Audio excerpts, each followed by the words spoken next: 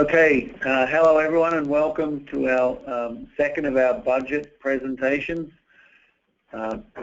This is Justin Johnson, Secretary of Administration. I am here with Andy Polito, the Commissioner of Finance and Management, Brad Furlan, the Deputy Commissioner, Emily Byrne, the Budget Director, and a bunch of the budget analysts. So we're here to hear your comments. This presentation is we're doing it because it's both required by statute and also because it's a good idea. It's an opportunity to hear from you about things that you think we should be considering as we build the 2017 budget. And I think what we did this year is we're trying this webinar approach. It's something in the past we've done Vermont Interactive Technologies. The last couple of years we've had very poor turnout for that. And we had fewer than 18 people last year across both the presentations. In the first presentation today, we had over 100, so that was pretty good, and more than 23 people who actually gave comments to us. So that went well. We have there are a couple of challenges, and we'll be looking at this afterwards to see how we can make it better and tweak it going forward. But the opportunity is to give people a chance to comment. What I'm going to do, if you want to just go to the first slide, I'm going to give a short presentation, just give a little overview of the budget itself and a review of the budget process, and then we will take comments. The plan, and it worked pretty well last time, was to give people about 3 minutes each, just to make sure we get through everyone, and then we can always take extra folks at the end. We have people signed up for this to give us comments, and so we'll take them, I think, more or less in order. Occasionally we have to juggle it around because of just some technical challenges, but we're getting pretty good at that after having done one of these already. So let's start with the budget basics. So if you go to the next slide. Okay, so, and this is pretty high level. I just want to give a little bit of context to the budget. First of all, I would say that the budget is a financial plan for achieving the things you actually want to do. It is not the goal in and of itself.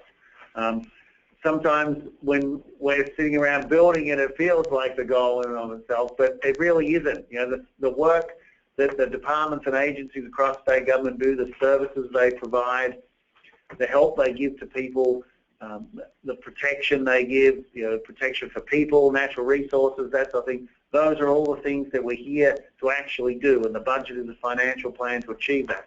But it's pretty important because we all know that without the resources, particularly the financial resources, it's very difficult to get these things done. The budget includes both the expenditures and the revenues. So it's a sort of a balancing act between those two. And Vermont has what's called a consensus revenue projection process. It comes up with a consensus revenue forecast, and it serves the state very well. Not all states have this. In fact, not a lot of them have it in the way that Vermont does. And the thing I think that stands out about the way we do it is that the administration has a hired economist and the legislature has a hired economist. They go off and do their own independent sort of evaluations of Vermont's economy and forecasts about where it's going and what that might mean for tax revenue and that sort of thing. And then they come together and sort of work it out between each other and come up with a single recommendation, that a single set of numbers that both the legislature and the administration use. And so unlike some states where they spend a lot of time arguing about which is the right number, in Vermont we have a number, and then we have a reasonable and appropriate sort of conversation about what's the best way to budget within that number, but we're not arguing about the number itself generally. So I think that serves the state very well. Another sort of big picture thing I would point out is that our revenues year over year are growing. The state's economy, certainly since the global financial crisis of 2008, is improving. It's slow and steady, but it is improving, and so that helps us. We have one of the lowest unemployment rates in the country. and we are growing, albeit slowly. But I'll talk a little bit more about that revenue growth shortly. Of course, the other side of that coin is our expenses are also growing. And so we have this challenge where every year our expenses are growing, and they're frankly growing at a faster rate often than our revenues, and so that creates a problem. The other thing I just want to say about the sort of budget basics is that the revenue in particular, and but also some of the expenses are becoming more volatile, it would seem. You know, we have revenues that we used to be able to rely on. They would sort of grow at a particular rate. You could have really steady kind of sense of what was coming in, and what we're finding is that over the last few years we've relied on revenues that are more volatile. They move around more, and that is a challenge for the forecasters because they don't always know what a set of revenue numbers in one year might necessarily mean in the next year.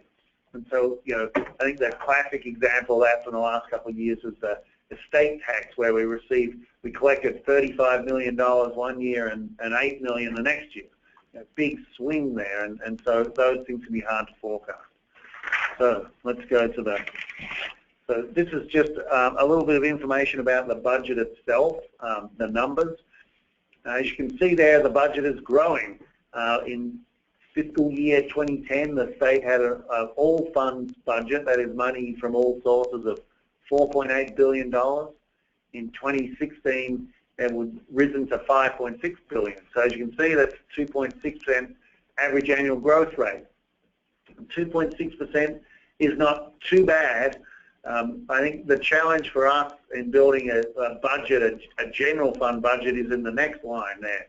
You know, the general fund makes up 26% of the total budget, but its growth has averaged 5.2% since fiscal year 10, at a time when our growth in the economy has not been as robust as that.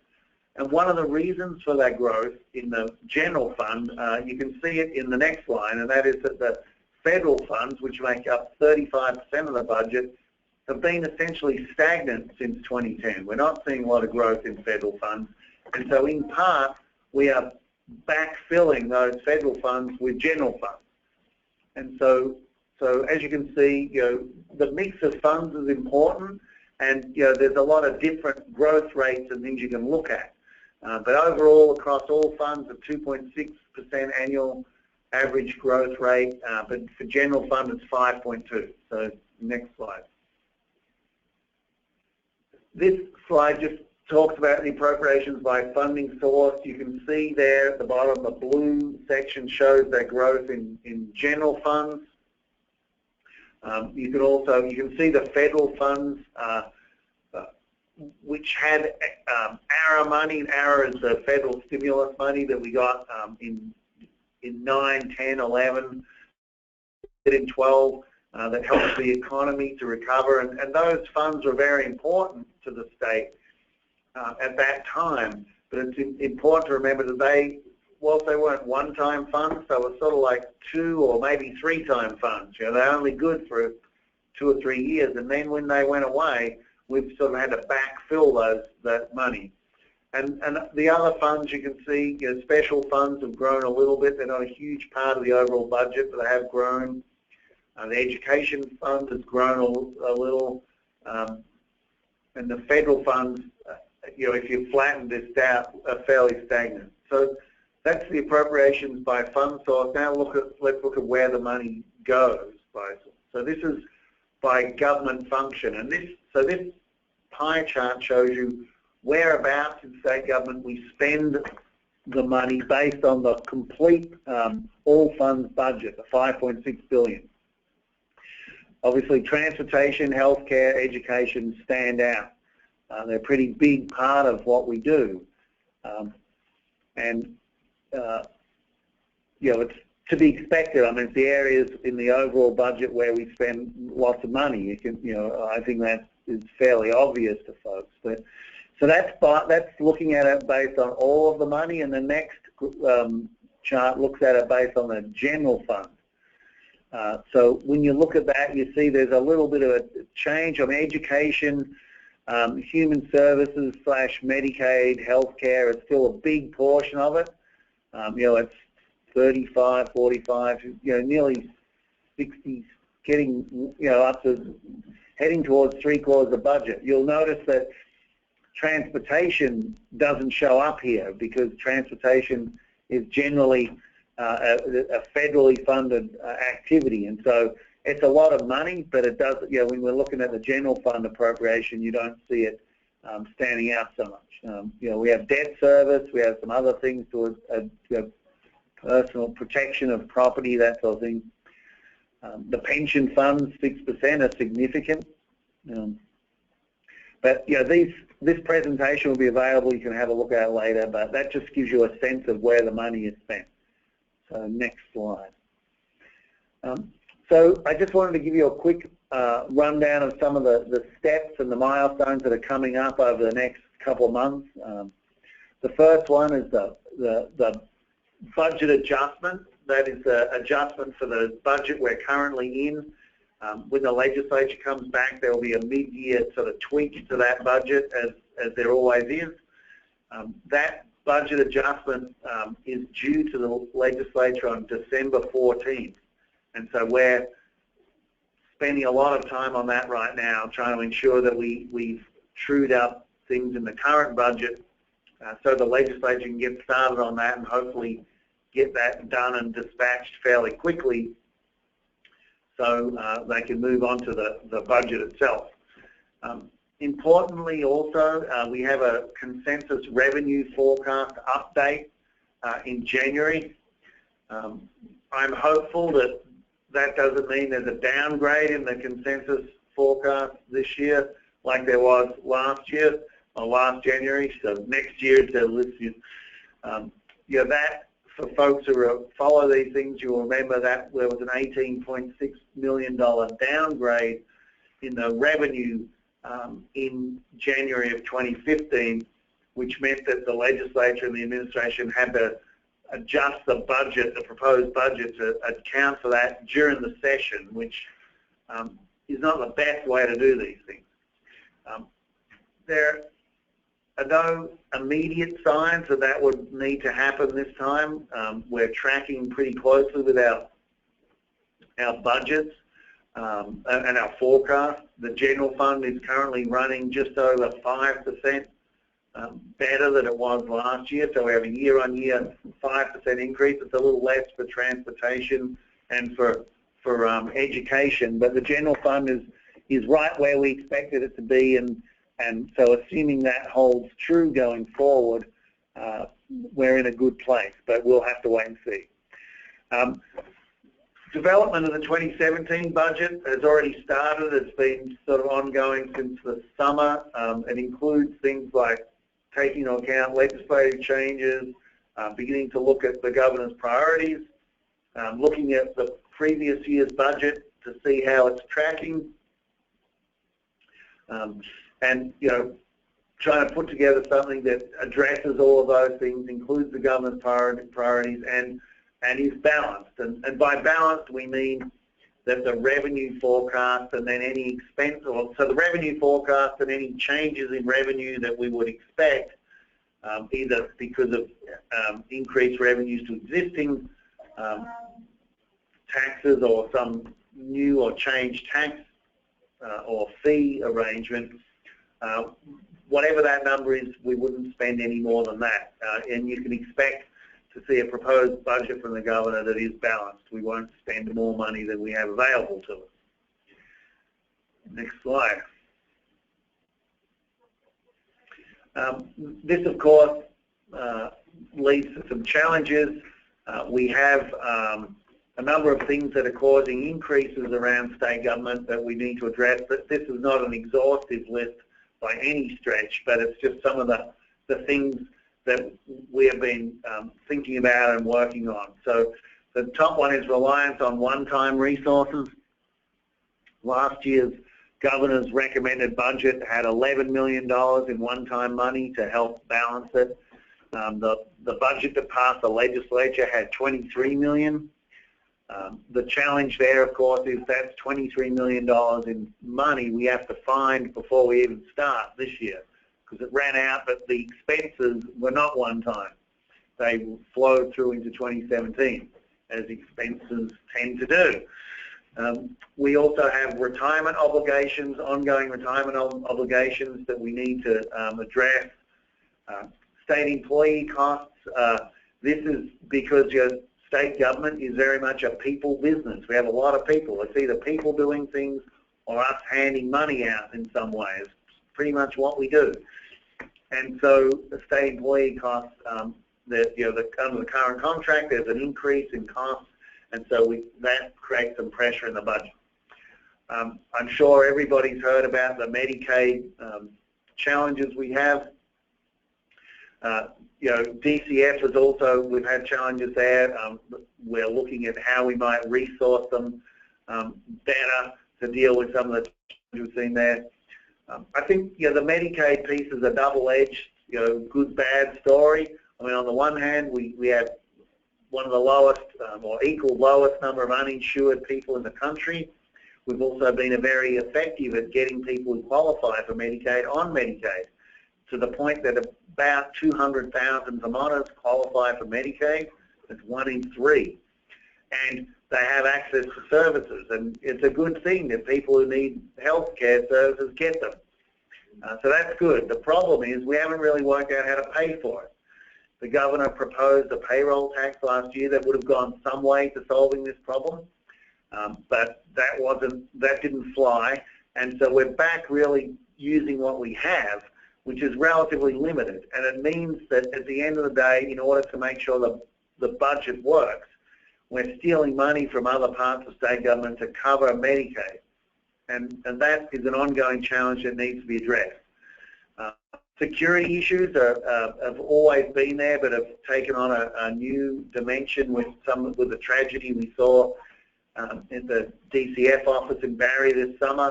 It's raised a number of concerns and questions about security around the state for various buildings and occupations, and so we're looking at that, and all of that, of course, costs money. Education finance is always a challenge. The costs seem to go up there fairly regularly.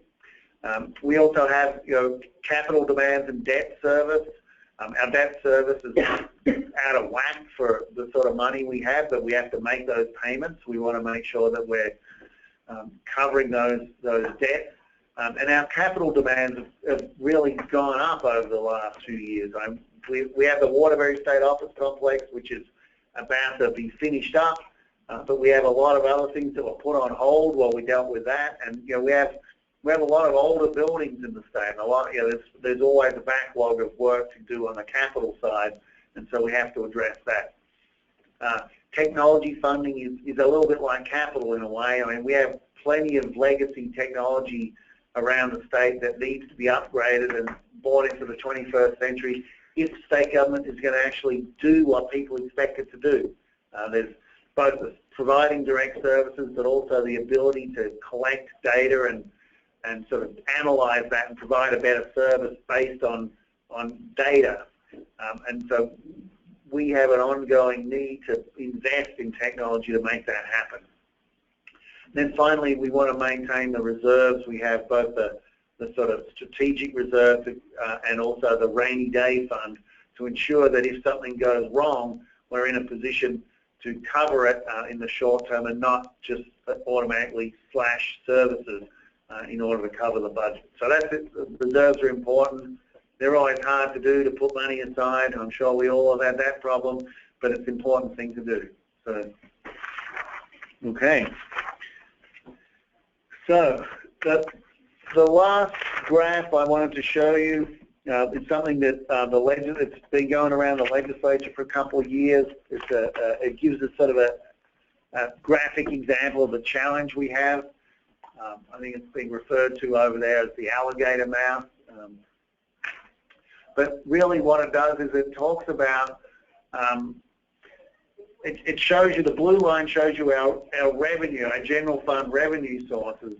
And you can see they're going up, and that's a good thing. The challenge, of course, is that the green line represents our expenses, and they're also going up. And so each year as we deal with our the gap and we close it and get the budget to balance, what happens is it immediately starts to rebound out again as the value of our expenses overpaces the value of the revenue. So that just gives you a graphic representation of the challenge. Anyway, I guess enough from me. This is really about hearing from you and getting your comments and suggestions and questions. We want to make sure that we are able to take all that information, include in the budget process. As I mentioned at the beginning, we'll allow 3 minutes per speaker, and we have a number of speakers signed up, and I think we'll just start by going through them in order. So I think the ground rules are up there. It basically, yeah, so it's great to put your phone on mute. We had a little bit of problem in the first webinar with this. If your phone isn't on mute, we get an echo sometimes. We might get it anyway, but having phones on mute seems to help a lot. But remember to unmute your phone when you're called upon, because otherwise we can't hear you. But we'll let you know. And so I think we're ready to start. And I think first up is Barbara Russ. So Barbara, can you hear me? Yes, I can. And I can hear you, so why don't you start with your comments? Sure, thank you. Hello, my name is Barbara Russ. I live in South Burlington. I'm an educator and a member of the Vermont After School Board. I would like to thank the administration for holding this hearing and for listening to my request. I'm calling today to ask the administration to fund the Expanded Learning Opportunities Special Fund with an appropriation of $2.5 million for fiscal year 2017. The amount could ensure that all communities that have been trying to get federal funding to provide expanded learning opportunities could get the support they need to make sure the families and students in those communities have access to ELOs. We know that expanded learning opportunities zap the gap, the achievement gap. Research shows that more consistent time spent in after-school activities during the elementary years can close the achievement gap caused by income inequalities. Many Vermont families want access to expanded learning opportunities, but are not currently able to access them. Expanded learning opportunities help working families by providing safe space where students can continue their learning while their parents are working. The hours of 3 to 6 p.m. are the peak hours for unsupervised youth to commit crimes, be in car accidents, be victims of crime, or engage in risky behaviors. As a retired 21C after school and summer learning program director for the Winooski School District, I have seen firsthand how expanded academic learning opportunities make a difference in the lives of students in grades K through 12. Providing ongoing enrichment and academic support during the school year and summer resulted in academic progress continuing year-round. In particular, students in grades K to 5 being tutored by their school day teachers showed significant improvement in literacy and math skills. I appreciate the governor's focus on learning both in and out of school, and I hope that he will make the financial commitment to zap the gap by appropriating funds for the ELO Special Fund. Thank you again for this opportunity to share my request. I appreciate the concern the administration is showing for the needs of Vermont's children and families. Thank you very much, Barbara. We appreciate your time in giving us the comment, and we certainly appreciate the comments, so thank you. I would add that all of these comments, we're listening to them, we're writing them down, we'll put something up at the end, but we're happy to receive written comments if you have other thoughts afterwards, and recognize that 3 minutes is not a huge amount of time, so feel free to either send us or to send us comments later on. We'd be happy to receive them. Next up, I think we have Holly Morehouse. Holly, can you hear me? Yes, can you hear me? Yes, I can. Go ahead with your comment. Thanks. Thank you. Hello, my name is Holly Morehouse, and I live in Burlington. And I'd like to thank the Shumlin administration for holding this webinar and for the opportunity to call in. I'd like to ask the administration to fund the Expanded Learning Opportunity Special Fund with an appropriation of $2.5 million for fiscal year 2017. This amount could ensure that all high-need communities in Vermont get the support they need to make sure that children, youth, and families have access to quality expanded learning opportunities. I appreciate the governor's focus during his tenure on education, early learning initiatives, and addressing addiction, ensuring that the children and youth in every Vermont community have access to after-school and summer learning programs builds on that focus by keeping kids safe, supporting learning and engagement, closing the achievement gap, providing healthy snacks and meals, and connecting children and youth with positive adult role models. Funding for the expanded learning opportunities is directly in line with Governor Shumlin's priorities and with the legacy he will leave for the state. We know that the hours, after-school hours of 3 to 6 p.m. are the peak hours for children and youth to engage in risky behaviors, experiment with alcohol and drugs, and commit crimes or be victims of crime. We also know that working families cannot work if they don't have access to quality after-school and summer programs for the kids. I'm a working parent myself and would not be able to do my job if I had not had the resources and available programming for my son and the after-school and summer hours. And I've seen firsthand the tough choices that working parents in Vermont's communities are forced to make. One family on our street, despite both parents working full-time, struggled to make ends meet. As the monthly budget got tight, they had to make the tough choice to pull their 8-year-old daughter out of an after-school program and put the 12-year-old brother in charge of watching her. Instead of getting a healthy snack after school, help with her homework, learning something new, and playing with friends, this little girl would take a blanket, some stuffed animals, and a book and sit by herself on her front driveway for hours, waiting for other families on the street to come home. She didn't want to be in the house alone, and the older brother was often off playing computer games in an upstairs room. The family has since moved away, but the image of that little girl sitting on her driveway, just waiting every afternoon, sticks with me to this day. The opportunity gap between what my son was doing in his after-school program and this little girl sitting alone is striking. This is not a choice the family would have made if they hadn't been in such a tight spot. We have to do better than that for our kids, and we need to make sure that all of Vermont's working families have access to quality, affordable after-school and summer learning programs. I appreciate the governor's focus on learning both in and out of school, and hope he will make the financial commitment to zap the gap by appropriating funds for the ELO Special Fund. Thank you very much. Thank you, Holly. Appreciate you taking the time to give us the comment. Next up, we have Lauren Mulhern. Lauren, can you hear me? I can. Thank you. Okay, Lauren, you can go ahead with your comment. Thank you. My comments are short. I really just wanted to support additional funding in the area of education, more specifically, again, for those advanced learning, additional learning opportunities, and more specifically to students with disabilities and their participation in such activities. As we know, school systems are having an incredibly difficult time with the lack of grants and reduced expectations regarding budget at the town level, and taxpayer is being more resistant to increases in educational budgets, and it's making it really difficult and challenging for educational systems to meet everyone's needs simultaneously. I, in particular, am a parent of students with special needs, and oftentimes I struggle with identifying opportunities for my children to participate not only successfully in education, but also in those additional opportunities.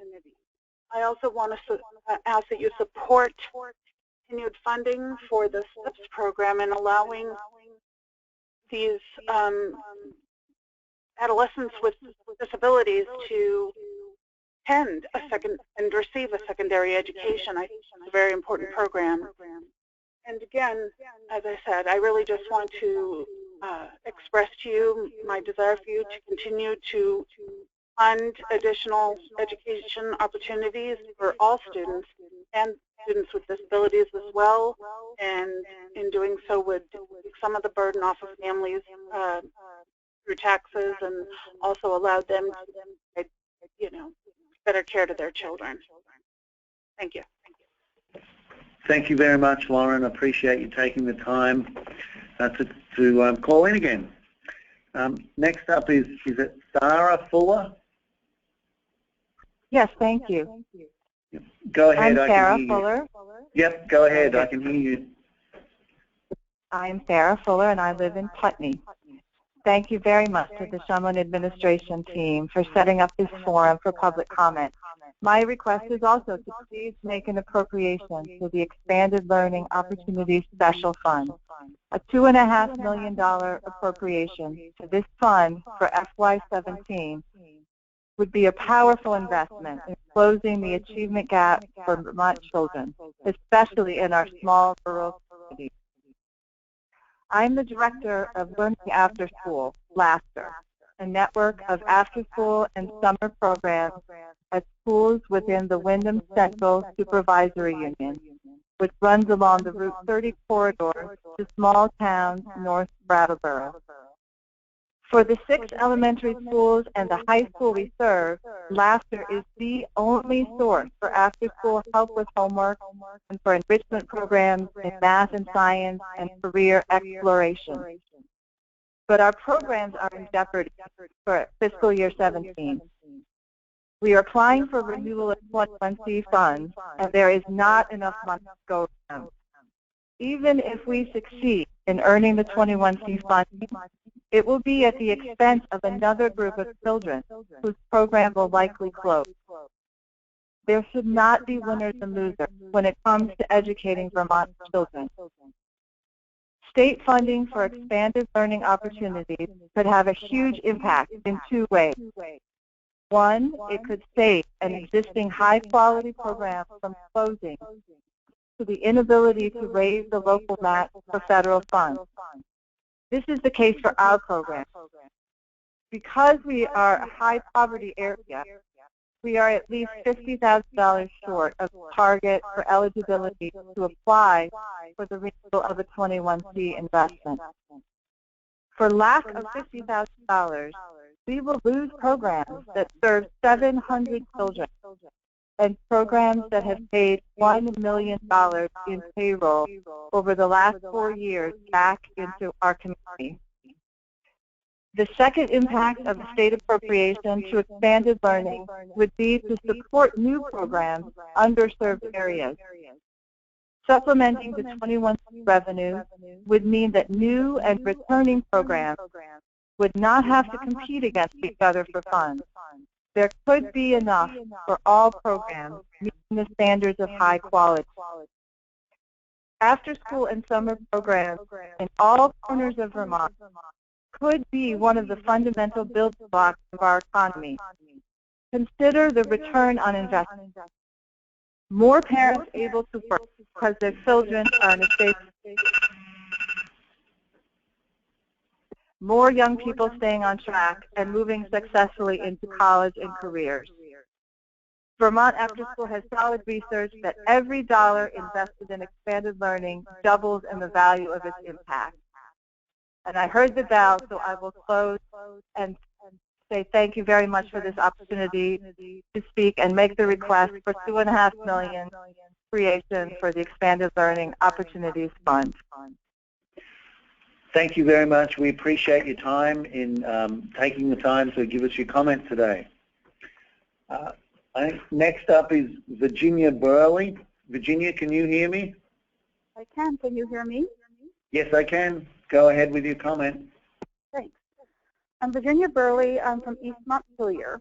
And for 15 years, I was the founder and director of the after-school and summer learning programs in Montpelier and the nearby towns. A program called Community Connections was in 10 schools, is in 10 schools, pre-K through 12, before school, after school, summer, over 1,000 kids every year. And Community Connections and programs like it change lives. Kids spend more time out of school than in school, and that time is incredibly important, yet there is no dedicated state funding in Vermont for expanded learning opportunities. I'm calling today to ask the administration to fund the Expanded Learning Opportunities Special Fund, again, $2.5 million for FY17. This fund was created last year as a way to ensure equity and access for all Vermont families to these critical programs. 88% of Vermonters support public funding for expanded learning opportunities, but right now that fund is empty. We all know that learning happens inside and outside of school. More consistent time in after-school and summer learning helps zap the gap in achievement and opportunity that has stubbornly persisted despite multiple school day reforms. Many families want access to these opportunities but do not have it due to lack of quality programs in their town or because of high costs. For middle and high school students, the problem is even more acute as childcare subsidies end at the age of 12, and the hours of 3 to 6 are prime time for bad things to happen. Expanded learning opportunities are especially good at helping kids develop social and emotional learning, the kinds of preventative skills that have a huge impact on making youth productive, law-abiding, involved citizens. Dollars invested in ELO will show a huge return in reducing social costs. I listened to the earlier webinar on human services and believe that many of the issues so heartbreakingly described could be mitigated by prevention provided by extended learning opportunities. During my years with CC, I saw so many students who were identified as at academic or social risk, whose lives were really transformed by their experience in the after-school environment that supported them and gave them room to be successful. I'm thinking of one young man who started with us in kindergarten. He was the only child of a single dad. He was a troublemaker in school, but with us over time he found himself. And by middle and high school, he was coming back to help us teach younger students. ELO changes lives. Thanks for letting me speak. Thanks. Thank you very much, Virginia. We appreciate you taking the time to make the comment. Alyssa, we're having trouble with your phone. We think you need to unmute your phone at your end. So I'm going to go to Cassie and then I'll come back to you. So Cassie, Wilner, are you there? Can you hear me? I can hear you. Can you hear me? Yes, I can. So why don't you go ahead with your comment? Thank you. Great. Hi, everyone. My name is Cassie Wilner, and I live in Montpelier, Vermont. Thank you so much to the budget team and administration for holding this hearing and taking public testimony. I also would like to ask if the administration fund the Expanded Learning Opportunities Special Fund with an appropriation of $2.5 million for fiscal year 2017. An annual appropriation of $2.5 million would ensure that all Vermont communities who would be eligible to receive 21st Century Community Learning Center grants for after-school and summer learning programming could get the financial support that they need to run programs for K through 12 kids. 21st Century funding is a federal grant source that is extremely competitive in Vermont. Simply put, there just isn't enough money to go around, and grants are denied every year. In addition, federal 21st Century funding could be cut at any time if there is another frustration or changes in national political leadership. Many Vermont families want access to expanded learning opportunities, but these same families and kids aren't able to access programs because there aren't any in their towns, or costs are prohibitive, or there are long waiting lists. Currently, there are 21,000 K through 12 kids enrolled in after-school, and more than 22,000 would participate in an after-school program if one were available in their community. Expanded learning opportunities are key for working families by providing a safe space where kids can continue their learning while their parents are working. In addition, after-school and summer programs are places to get healthy snacks and meals, partake in fun physical activities, and engage more deeply in STEM topics. We know that Vermont parents are on board. According to a national study in 2014, 88% of Vermont parents support public funding of after-school. I very much appreciate Governor Shumlin's support of education initiatives that happen in and out of school. I really hope he will make a financial commitment to support expanded opportunities for all kids in Vermont by appropriating funds for the ELO Special Fund in fiscal year 2017. Thank you so much, Justin, and me as well for organizing this webinar. I'm grateful for this opportunity. Thank you. We really do appreciate you getting on the call and sharing your comments. Next up is Linda Olson. Can you hear me? Hello? Hello, Linda? Yes, it is Linda. Sorry, I couldn't hear you. Okay, I can hear you, so go ahead with your comments. Thank you. Great. Thank you very much for this opportunity. Public higher education has become increasingly unaffordable in Vermont. According to Vermont State College data, state support for higher education has steadily declined in the past 35 years. In 1980, state appropriations provided 51% of the VSC revenue, while 49% came from student tuition. Today, less than 18% of the VSC revenue comes from the state, while more than 82% comes from student tuition. In the most recent SHIO data, Vermont ranks last in state and local support for a full-time equivalent student and also has the highest level of family share contribution for higher education. This funding model is unsustainable. The dramatic decrease in state funding is largely responsible for a substantial increase in tuition and student loan after graduation. According to the College Board, Vermont currently has the second highest tuition in the country. These increases have happened also at a time when incomes have remained relatively stagnant.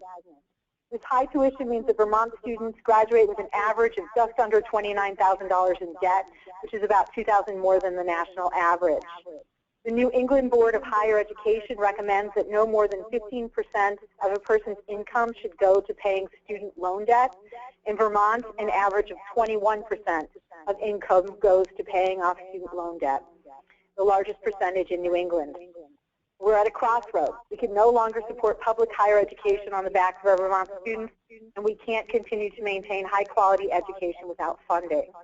Because the state of Vermont has not supported public higher education, we are ensuring that more of our low-income and even middle-income students will not be able to afford to go on to college.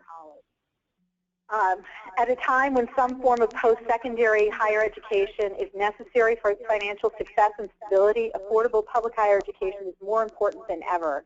With a 4-year degree, people have a higher lifetime earning potential. They are also more likely to have better health and retirement benefits and are less likely to face unemployment. As a first-generation college student myself, I can tell you that my life has been easier than the lives of my relatives who have not gone on to college. I think our Vermont students deserve this as well, regardless of the income of their families. Public higher education is supposed to make college a possibility for all. In 1961, the VSC was established with enacting legislation that promised to support the VSC in whole or substantial part. We are asking the state to honor that promise because an investment in public higher education is an investment in Vermont. Thank you very much for your time.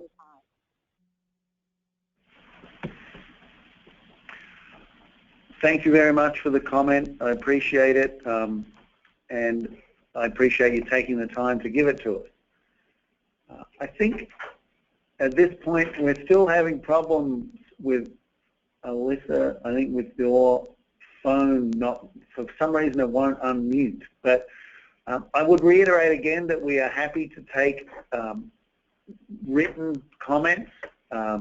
We also have, as you can see from the slide that I have that's up right now, the presentation I gave is available from the finance website.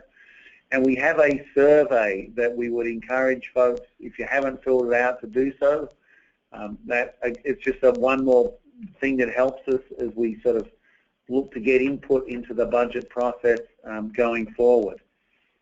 At this point, I think we've got through everybody who was listed to speak. If there's anyone on who wants to make a comment, you need to press a button on the side that will raise your hand. If you know how to use this, there's a little button there that shows you how to raise your hand. And so if anyone, we have a little bit of time, so if someone would like to make a comment, feel free to raise your hand.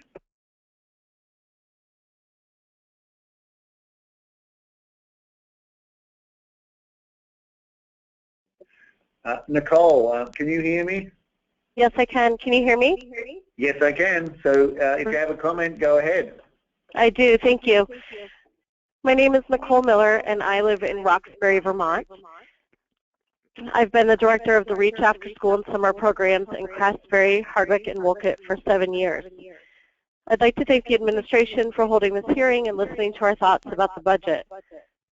I'm asking the administration to fund the Expanded Learning Opportunities Special Fund with an appropriation of $2.5 million for the fiscal year 2017. As many on this call have already stated, this amount could ensure that all communities that have been trying to get federal 21st Century Community Learning Center grants to provide expanded learning opportunities could get the money that they need to do that. We know that the expanded learning opportunities zap the gap, the achievement gap, the opportunity gap, and so many others.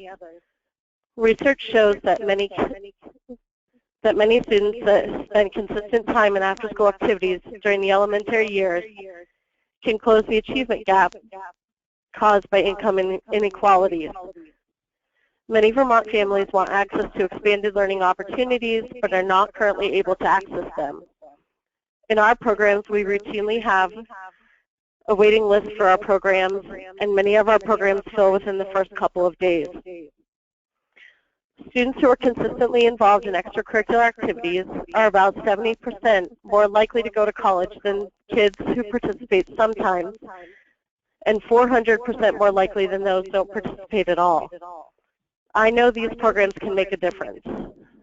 One of our youth in our program has been in our program since kindergarten. Now as a middle schooler, she and her mom talk about how much the program has affected her. Our program allows her mom to work and her an opportunity to think and create differently than she does in the classroom. She gets the academic support that she needs to complete her homework, and moreover, she has gained skills such as confidence, cooperation, critical thinking, and problem solving. For myself, I can attest to the power of ELOs, as the opportunities that I had as a youth significantly shaped who I am today. I appreciate the governor's focus on learning both in and out of school, and I hope that he makes the financial commitment to zap the gap by appropriating funds for the ELO special funds. Thanks again. Thank you very much for the comment. Thank you, appreciate it, and taking the time.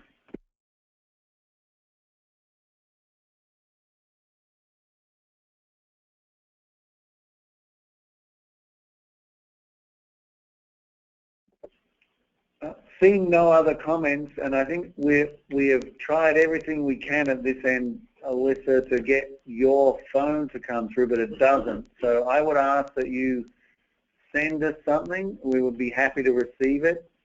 And I want to thank everyone for taking the time to get on the call.